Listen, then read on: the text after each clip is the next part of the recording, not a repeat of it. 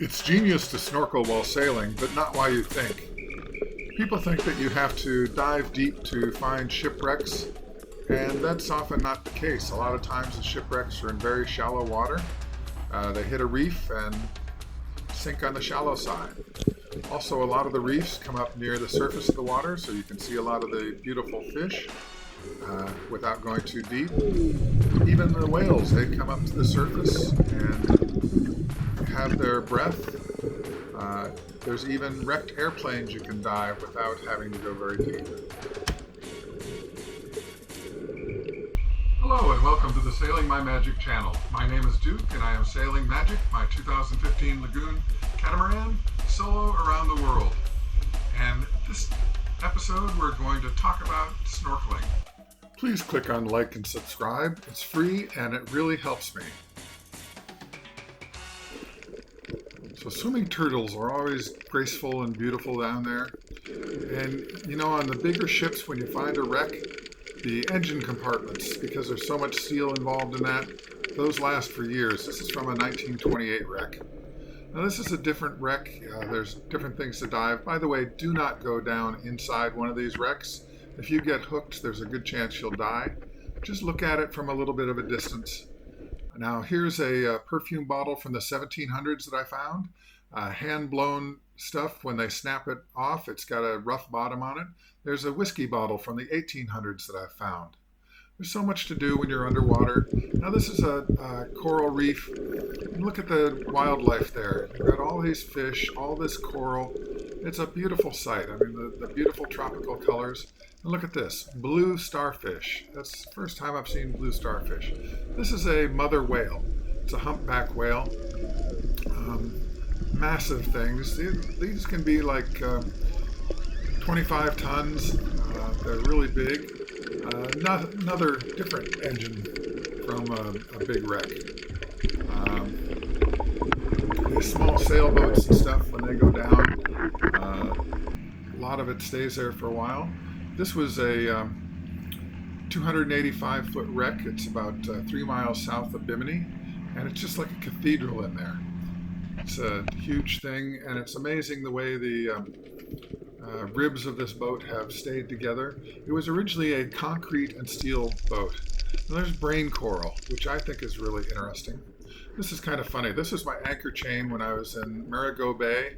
I couldn't get the anchor up, so I was diving to follow this. Now that's a very safety important reason. And if you notice, the anchor went right in the middle of this tire and angled back and forth, so it's actually wider than the opening of the tire, but it slipped in there.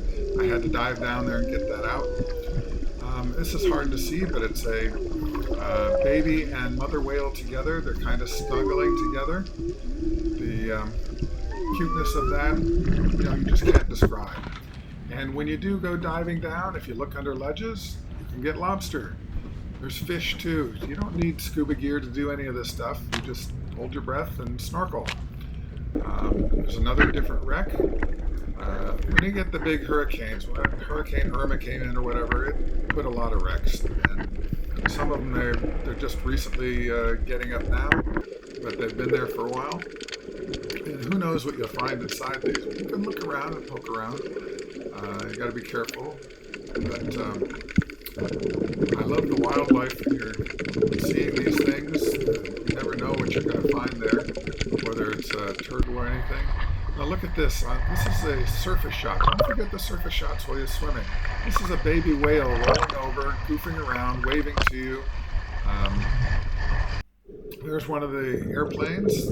I know of 3 airplanes that went down. One is off Norman's Key. This was one of Pablo Escobar's men pancaked this after he dropped off drugs and then got drunk. And you know, there's other things. You find wrecks that are in just little tiny pieces. Who knows what they were, what was in them or what happened to them. Now that's a spiny sea urchin there, and that's a inkwell from the 1700s. Again, from another dive that I did. And you don't have to go down to find shipwrecks. This is a wreck that was in St. David's Bay, or right next to St. David's Bay in Grenada. The wreck had gotten churned up by the waves and broken. Here's a shipwreck, an airplane wreck.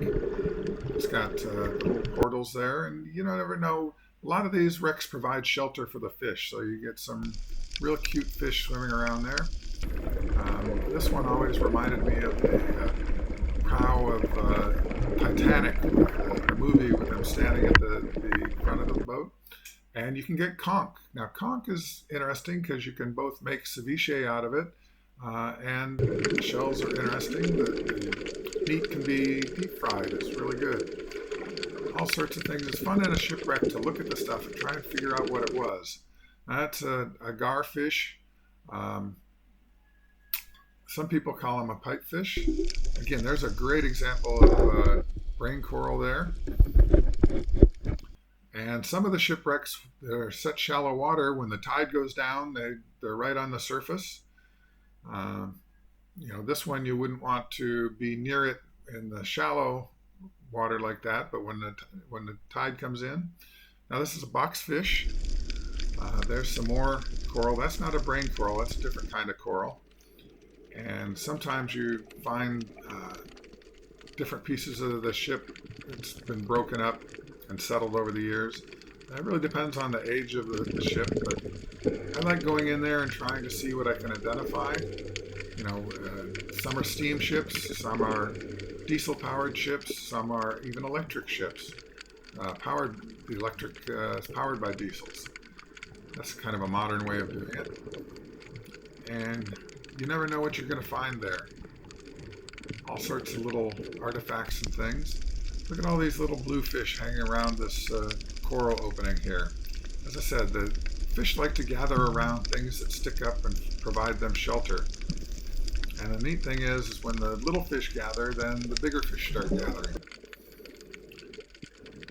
There was part of a mast from a ship, another engine compartment. You get the camshaft there, and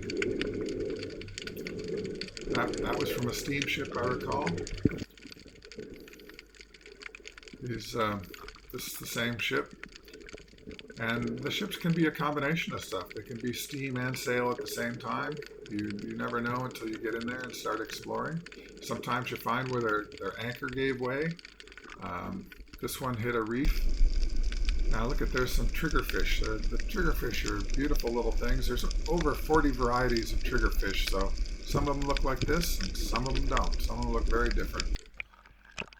And then when you get the ship that's part in the water and part out, they're really interesting. You can go through the different hatches and stuff and explore things. So I just want to let you know you don't need scuba diving gear. The scuba gear is heavy and takes up space, but please click on like and subscribe because it does help. And now for the sailor's tradition, the sundowner. Have a great day.